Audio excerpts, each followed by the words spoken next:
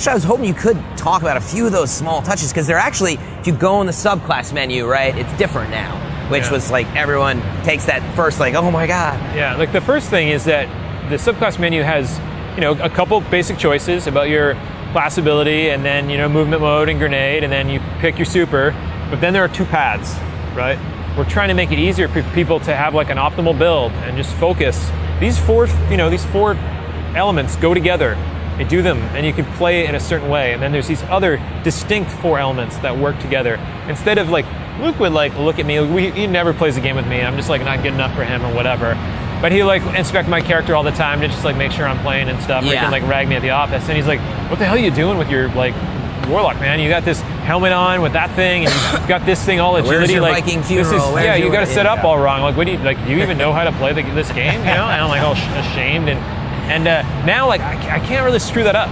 Right, like you're just like, oh, I'm pick the one on the top, and I can still do the wrong things. Yeah. Right, but like there are like 2 optimal ways to play now, and I can like figure that out. And the space is easier for me to grok. Smith explained the classes, Hunter, Warlock, and Titan, are kind of homogeneous.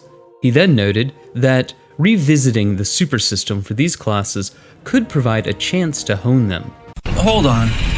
This whole operation was your idea. What's going on, ladies and gents, boys and girls, guardians of all ages? Joker back again, once again, and what was it I said? Give Bungie an inch on sunsetting and removing content from the game, and they will inevitably take a mile. Well, here we fucking are, aren't we? Luke Fantasyland, where the solution to every issue isn't balance or optimization. No.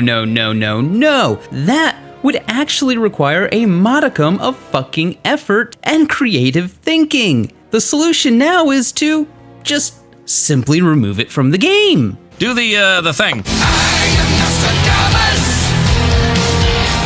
the voice of God. First they came for the planets, and fanboys said nothing. After all, who plays those silly old locations? Who wants to play the same old strikes or PvP maps? We need to let Bungie vault these things so that they can bring us a plethora of new experiences. Beyond Light is going to be so jam-packed with content, you won't even miss all the old stuff. Yeah, how's that working out for the game? Then, fanboys in their shrill, tremulous, screeching voices all cried out at once, "But Joker! Bungie needs to sunset weapons in order to balance the game!"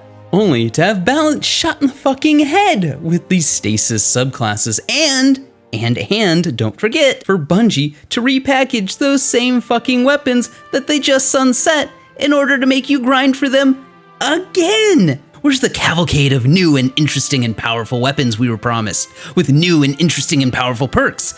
But you know what? Fuck it. As long as I have my exotics and my shoulder charge and a decent shotgun, I can enjoy the game. Oh wait, they're coming for that too. Bravo, motherfuckers. You played yourselves.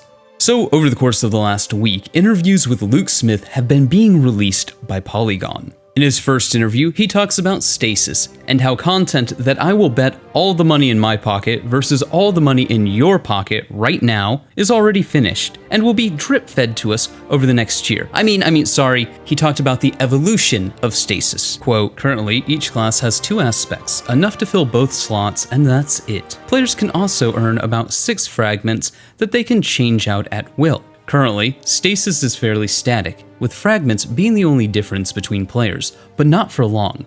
Our intention is to add more, said Smith. Between now and next fall's Witch Queen expansion, Bungie will add more aspects and fragments to stasis, allowing players to interchange their aspects and more uniquely customize their subclass. This is fine, whatever, it's great, love to see it, should have shipped. Yes, but Bungie does love their drip-fed content model. Why develop a lot of new stuff over the course of a year when you can develop a handful of things and ration it out over the course of a year? Work smart, not hard. The article then starts to talk about the light-based subclasses. In our conversation with Smith, he made it clear that the new system isn't just meant to differentiate the light and darkness subclasses going forward. The goal was to offer more customization to players. Smith quoted a fellow coworker, Kevin Yanis, who referred to the new subclass system as Diet Materia from Final Fantasy VII. Hey, you know what offered more choice to players? But Bungie thought players were too stupid to understand it? The Destiny 1 system. But hey, whose details and why are we fucking them? But the article continues. Currently, players don't have that level of customization. But over the next few seasons, Stasis should expand with new aspects and fragments, allowing each player to have a more unique Stasis configuration. At which point, the article just kinda stops. I shit you not, after a mere 450 words, it stops and continues in an entirely separate article. Real class act, that Polygon. In the second article, titled Destiny 2's older subclasses could get an upgrade, eventually, game director Luke Smith's super long-term plan to update all the supers in Destiny 2, we read, "We only want to have one central system for supers," Destiny 2 game director Luke Smith told Polygon. But as Bungie sets out to add new content, keep up with seasons, eventually add new darkness powers, and improve stasis over year 4, there isn't a planned release date for an updated Arc, Solar, and Void supers. But on a long enough timeline, it's something Smith is passionate about. "I could totally imagine it in Luke Fantasyland," said Smith. "You know, all the supers using the same system. That sounds awesome. But also, the supers that we have in the game would need an edited list. It would be something that's edited towards more identity than what we have today." Now, to reiterate something fellow YouTuber Astacross stated in his video about the subject, it would be more surprising if this was actually a Luke Smith Fantasyland hypothetical. More than likely, this is in full production on some level. We've seen this before. Last February, Luke Smith was talking about the possibility of sunsetting content. Then, lo and behold, not even a year later, here we are. The article continues. Smith explained the classes Hunter, Warlock, and Titan are kind of homogeneous. He then noted that revisiting the super systems for these classes could provide a chance to hone them. So let me make sure I get this straight. Let me make sure I understand clearly. Back in 2016, in the press tour before Destiny 2's release, Luke Smith talked about how people only really played Destiny subclasses one way. That everyone basically just picked the same things. And IP-defining supers like Self-Revive, put a pin in that, it will be important later, ladies and gents, boys and girls, Guardians of all ages, were bad because reasons. Did I ever tell you the definition of insanity? Now, because we have this new system for the Darkness subclasses, Bungie has decided it's time to give players less choice and further homogenize the way the game is played. Because I hate to fucking tell you, the subclass system for the Darkness subclasses is far more homogenized than anything in Destiny 1 or even the current Destiny 2 subclass system. Every Titan is either running Dune Marchers or Heart of Inmost Light. They're also using Whisper of Hydrons, Whisper of Shards, and Whisper of Fissures. And with as broken as some of the Darkness stuff get, I hate to see what power creep Bungie's going to have to conjure up to outdo what's already in the game. Unless they don't, at which point the exercise is pointless. Nothing changes, the classes stay homogenized, and will always be the same super, the same jumps, the same nades.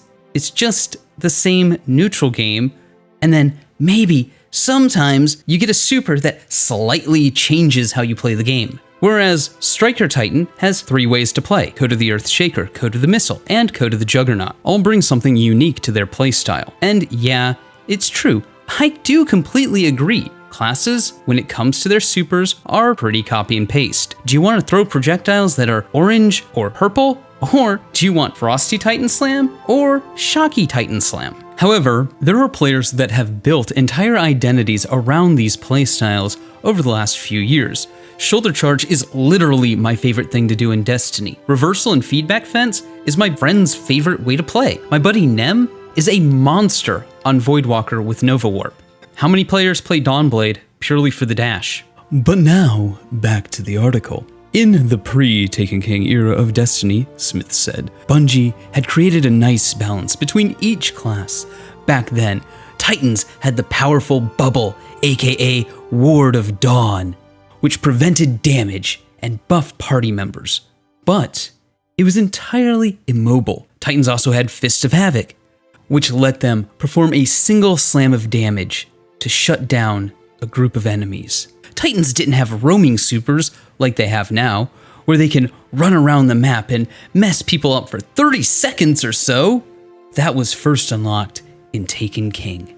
The immobile battle arena of Bubble and the oh shit button of Fist of Havoc gave Titans a unique identity, just like Warlock's self-resurrection ability and Hunter's mobile supers. As classes have gotten new supers over the years during Taken King, Forsaken, and Beyond Light, there's been less of a reason to bring multiple different classes to a raid or a Nightfall. So if Bungie ends up remaking old supers in the heavily customized stasis system, Smith wants to use that framework to pare down some of the class bloat and hone the identity of each ability set. Remember all of that talk from Luke Smith and the director's cuts about laying our way? So that was a fucking lie. Well, I guess that goes right out the window when he has a fucking whim and decides to change everything, or sunset everything, or remove things from the fucking game. But hey, we can play our way, just as long as that way aligns exactly with the way that Luke Smith wants us to play. Which seems to change every fucking fortnight, or it means Bungie doesn't actually have to balance the fucking game. Imagine that! Oh, that's so fucking stupid. But I digress. The article, of course, continues. It's much easier for me to look at Nova Bomb and say Nova Bomb is like IP defining, said Smith. It's an IP defining super, get rid of Nova Warp. But in this case, Smith is talking about a classic Warlock ability, Nova Bomb, and comparing it to a mediocre PvP only super Nova Warp. Cutting Nova Warp might hurt some fans, but it's generally pretty safe. More people like Nova Bomb than Nova Warp. For other subclasses, though, the decision wouldn't be easy. Fuck you. We'll come back to that. Just let me get through this. Within Solar Warlock, there are two really distinct fantasies that don't work together at all, said Smith. Currently, Solar Warlock can drop a well of radiance at their feet, which heals allies and buffs their damage. But a different tree of Solar Warlock lets the class fly around the sky, raining hellfire down from the flaming sword. Same subclass, different trees, very different use cases. And unlike Nova Warp versus Nova Bomb, both have identities worth preserving. In order to transition Solar Warlock to the modular stasis system, Bungie would need to pick one of these playstyles to align the identity of the subclass, potentially alienating people who liked the bench playstyle. So apparently, people being alienated only matters when either the writer or Luke Smith actually give a fuck about subclass. Imagine my surprise. First, I know quite a few Voidlocks that would tell Luke Smith to go content vault himself. Second, Solar Warlocks, for better or worse, their brand in Destiny for years was self-revive, but we got rid of that because it was inconvenient for Bungie because Solar Warlocks with self-revive kept breaking the raids. So I guess being IP defining only matters when it's convenient. And instead of balancing everything and taking the opportunity to not gut, but revitalize the current subclasses for each class to incorporate the aspect and fragment system with what's already there and expand upon the current subclasses, Bungie is simply throwing their hands in the air and saying, well, that would be far too much work to convert 9 subclasses. But if we cut it down to 3, well then, that's nothing at all. And why the fuck wouldn't Bungie think that this is okay? The Destiny community has already displayed that it's okay for Bungie to remove content from the game in the name of balance instead of, actually balancing it. Or worse, because no one is allegedly using it, because supposedly nobody likes it. But that's not the player's fault. For example, the aforementioned Nova Warp. It was the cream of the crop when first released, and it was arguably somewhat overpowered, sitting at an 11. However, instead of balancing it, Bungie just nerfed it to a 1, because apparently